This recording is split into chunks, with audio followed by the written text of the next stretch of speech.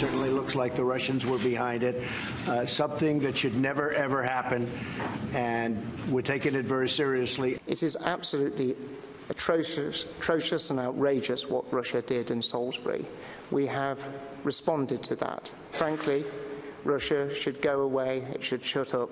It is time to impose serious political and economic consequences on Moscow. The United States is working together with our allies and partners to ensure that this kind of abhorrent attack does not happen again. We are ready to return into partnership with the European Union when our European neighbours lose interest in following American Russia-phobic tendencies. Trump administration making big steps today, sanctioning 19 people, 5 Russian organizations. 13 of them were indicted by Bob Mueller in his investigation just a few weeks ago. What about this and also the Russia investigation latest? Let's bring in our panel. Jonathan Swan, national political reporter for Axios. Molly Hemingway, senior editor at The Federalist. And Olivier Knox, Yahoo News chief Washington correspondent.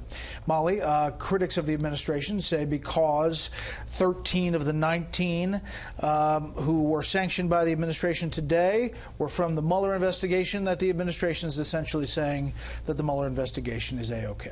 Well, there are parts of the Mueller investigation that I think nobody has a problem with. The whole idea behind the investigation is to look into meddling in the U.S. election. Those 13 indictments had everything to do with meddling in the U.S. election. I think where people are concerned is when Mueller goes far afield from the election and far afield from sort of the narrow confines that people understand as being a good thing to investigate. But if people meddled, then they should be held accountable, and not just by charging them with a crime that nobody will ever see them take responsibility for, but sanctions or something more like that. Yeah, and it seems like, is this the new administration take on Russia, Jonathan, on stepping up what Nikki Haley said at the UN, what we're seeing today, and the revelation of these cyber attacks on U.S. infrastructure, including the electrical grid?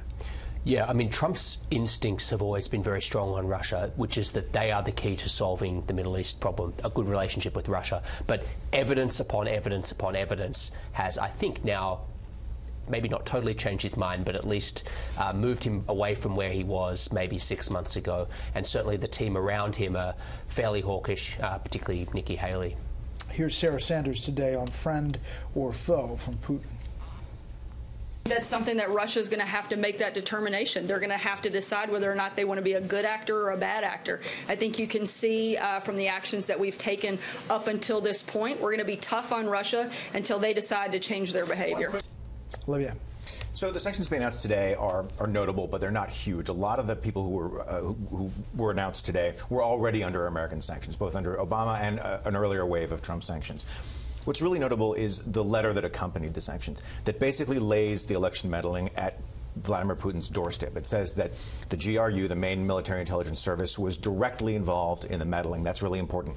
The decision to reveal this previously undisclosed infrastructure attack, that's going to get a lot of well-deserved headlines. It's very worrisome. They apparently had the ability at one point to turn things on and off. That's a significant thing. And then the attribution and punishment for the NotPetya malware that raced through Europe and did tens of billions of dollars in damage. You're definitely seeing a rhetorical escalation from the administration. We have yet to see really the same escalation in the rhetoric from the president.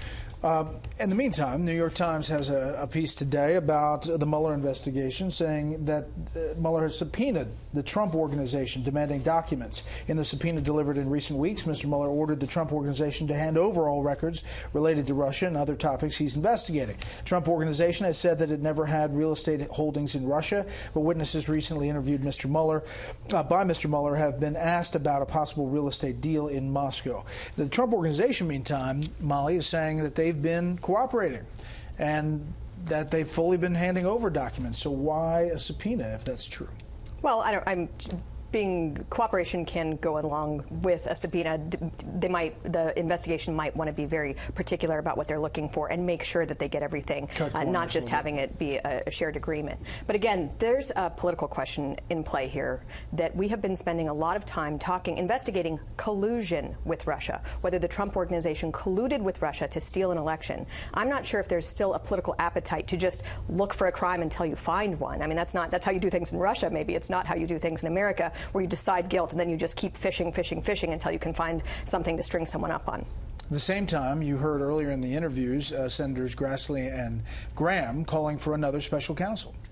Yeah, and I don't know the chances of that happening, but I think the most significant thing about this story is the story itself and how the President of the United States will react to it. Because, yes, maybe perhaps this cooperation has been going on quietly, but we know that when the President sees these stories on television, I mean, if you were going to write a story to get under his skin, you would write that story, that Mueller is delving into the Trump organization. Trump said on the record to the New York Times that that would be a red line going into his business dealings. So I think that the most interesting thing is the alchemy that creates. There's also the issue that this investigation began, again, to look into collusion. And what it found pretty quickly is not collusion. We have all these congressional investigations looking into it. They don't find collusion.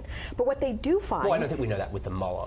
If anyone has information on collusion, it would be great to finally get it out. But what you did find out really pretty quickly was that there were problems at the FBI and Department of Justice. We knew it because there were criminal leaks at the very beginning. But there have been all sorts of other things that came out, FISA abuses and other problems. We cannot expect the FBI and Department of Justice to investigate themselves, and whether or not media people actually care about this scandal of a century or not, we do need, the American people need answers for the problems that are at the FBI and Department of Justice. So I would say, unlike what you're saying, that it's unlikely there will be a special counsel, I don't see how else you restore the credibility of these agencies unless you have someone truly independent who can do the work, investigate, and hold people accountable. I want to turn quickly to what the President said, that there's not going to be, or that the stories of a big shakeup in his White House are overwritten, over-exaggerated, right, fake news, whatever you want to call it.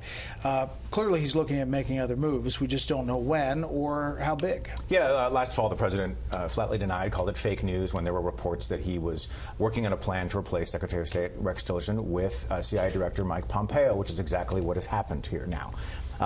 It is true that sometimes the President will reach out to advisors outside the White House and tell them, what do you think of so-and-so? Should I replace so-and-so with this other person? And that translates into a lot of these stories that are, the President is considering dumping the following people. Now, I'm told Attorney McMaster has been looking carefully at the possibility of an exit. But we've had enough chaos to this point that there's no reason to think there's not more coming. I mean, you buy that? So the White House is if you, Brett Baer, go to the White House now and you say, I have reporting that H.R. McMaster is on his way out, you will not get a lot of pushback. They're not going to lean into pushing back on that. That's where we're at now. There is a common acceptance within the White House that at some point, probably in the fairly near future, he's gone. But nobody, as of 2 hours ago, within the President's inner circle, knew when that was going to happen and who's going to replace him. So I still haven't written the H.R. McMaster story is gone, because at this point, it's been written every week for 8 months. At some point, it will be correct. I believe it will be correct probably fairly soon. But as Olivier pointed out, when the President talks like this quite openly, it doesn't necessarily mean that he's going to act imminently. The parlor games of Washington.